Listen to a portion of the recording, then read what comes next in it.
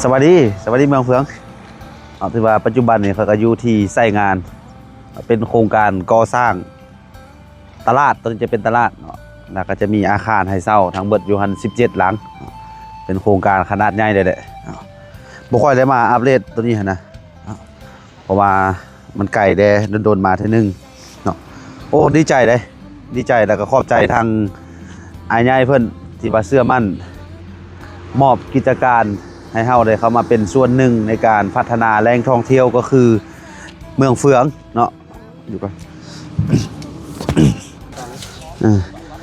ก็คือเมืองเฟืองเนาะหลายคนที่ได้ฮู้เลยเมืองเฟืองเป็นบ่อนท่องเที่ยวแห่งใหม่ที่ว่า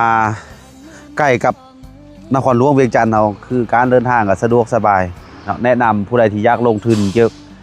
จะเฮ็ดโรงแรมบ้านพักอพาร์ตเมนต์หรือว่ากิจการอหยังเกี่ยวกับการพักผ่อนจังซี่ถือว่าเหมาะสมเพราะว่ามันมีธรรมชาติที่เอื้ออำนวยให้เฮาแล้วเนาะ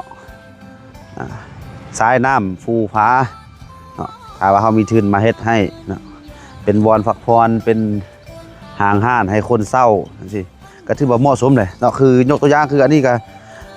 เป็นทางอ้ายใหญ่อ้ายฮักเพิ่นแหละมอบให้เฮาจะเป็นครบเซตเลยครบวงจรเลยอยู่นี่นะจะมีทางตลาดมีอาคารให้เช่ามีโรงแรมแล้วก็มีห้านอาหารเนาะผู้ใดที่ต้องการเนาะอยากให้เฮาช่วยในเรื่องการออกแบบเนาะหรือว่าเป็นที่ปรึกษาให้ถามว่ายังมาพัฒนาอยู่ทางเมืองเฟืองนี้ยังบ่ฮู้สิปรึกษาไผจังซี่พวกเฮาสิว่ายินดีเขาไปช่วยในลูกค้าส่วนนั้นเนาะ